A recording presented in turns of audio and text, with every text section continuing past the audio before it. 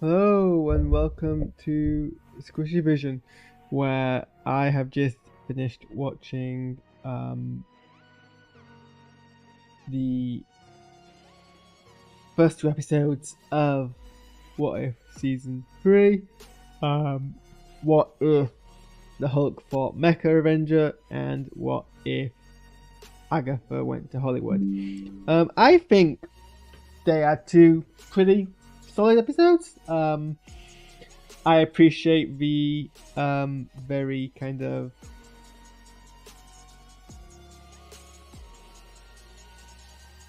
there was lots of joy. There was some things to kind of criticize. I did enjoy the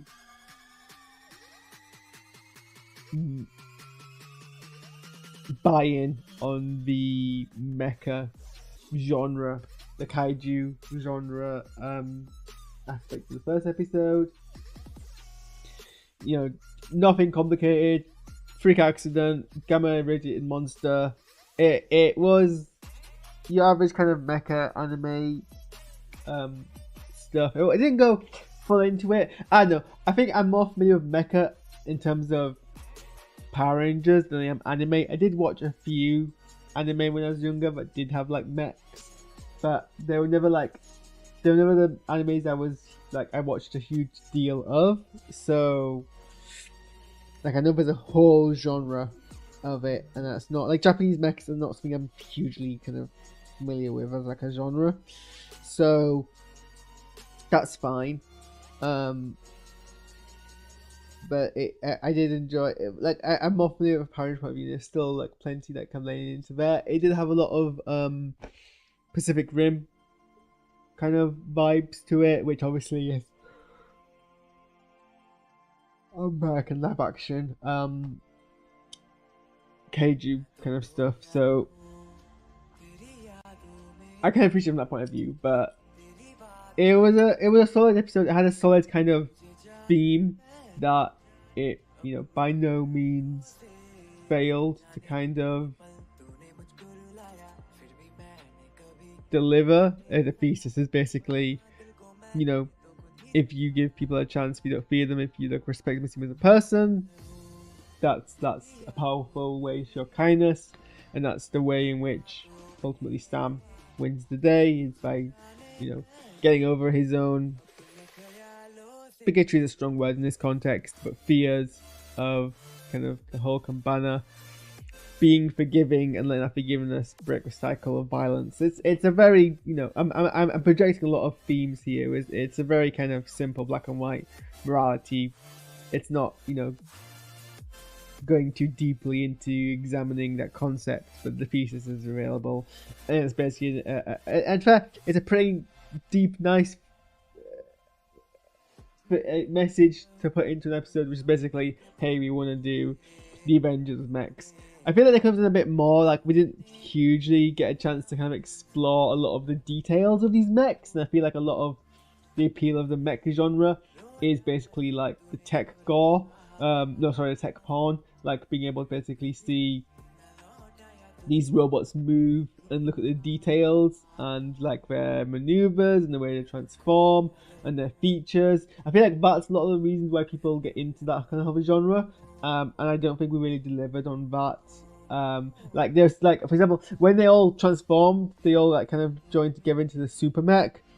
We didn't hugely like focus on, like, if it was Power Rangers, there'd be a whole 2 to 3 minute sequence where we'd get the details, the exact details of how. Like, I remember watching the event, the Power Rangers, and then I remember buying the mech, the Megazord toys, and being very like, checking and being very particular to the details of how those toys put together. And there was like, I think I had the Power Rangers Jungle Fury Megazord, and there was one way which it combined, which wasn't exactly the way that they combined in the show, and that's because the show goes into very much extreme amounts of detail how these Zoids kind of combine, whereas like it was a very kind of brief sequence of them all joining up, and obviously it's a very short runtime, but I mean so is the Power Rangers, which is kind of how they get away with making it easily, because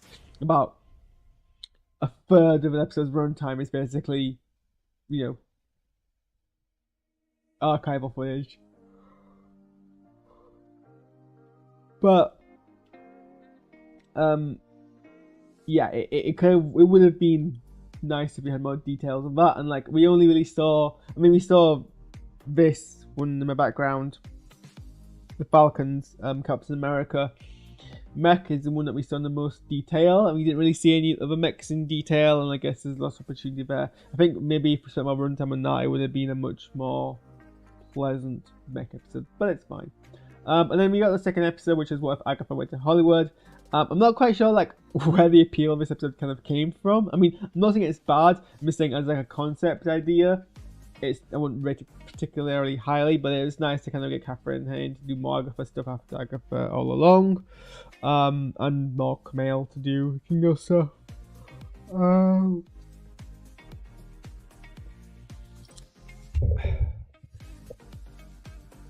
I couldn't tell. There's like a certain sequence where they do a dance sequence, and it's meant to obviously be ripping off both Western, you know, musical dance sequences with a lot of like West Side Story, a lot of like tap dancing kind of sequences, and Bollywood dance sequences with a lot of like kind of exaggerated facial expressions and hand movements. But it was basically like they animated one person and then copy pasted it for like the other models, and I couldn't tell if that was cheap, lazy, or like deliberately satirical, and like that was the joke. I couldn't tell because it was kind of both. It was like, I was like, this looks bad, it feels bad, it sounds underwhelming, but I'm kind of amused by that. Like it's like there was like, it's like they were leaning into it, so I was giving mixed messages, as if I was meant to like basically appreciating whether or not that was what was happening. So that was weird, but other than that, I mean, it was a fun episode. It's obviously always fun to get Dominic Cooper back as Howard Stark. It delved in another kind of like solution, so to speak, of the Celestial middle of the Earth problem.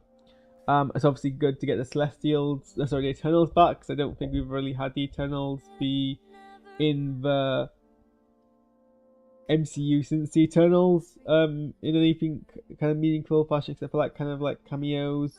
So it's nice to kind of get like that in the episode, even if it was just the one Eternal and the one Celestial.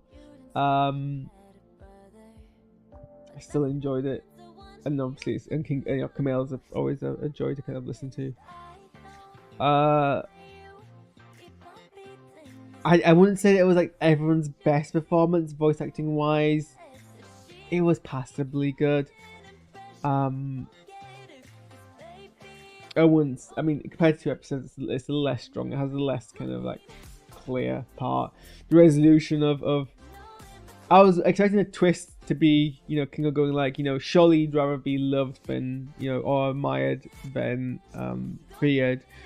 And I've being like, that's just an empty, like, weak sentiment. Of course I want the power. Or, you know, leaning into the twist we get in Agatha all along about how, you know, she's actually got this tragic sort of tragic backstory. And her not wanting to, like, disappoint the memory of her son. But we didn't lean into that either. So yeah, I mean, like, visually it was all kind of very odd, and I wasn't quite sure if I was meant to be impressed or not. I think it was trying to be funny and charming, and without kind of really nailing it, but it wasn't bad. Like, it was fine. It was fine. I think that's really my mess all there.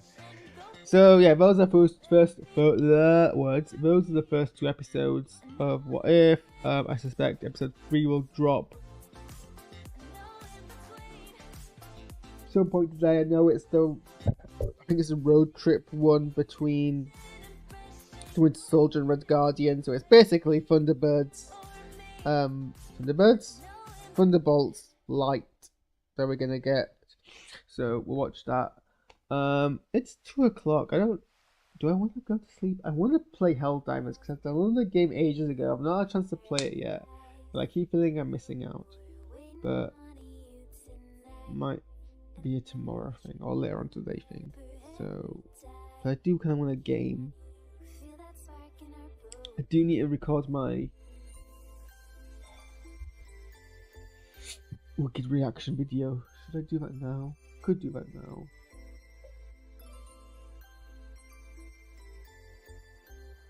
And then game tomorrow. Anyway, that's me to figure out. Thanks for tuning in. Get out of my house.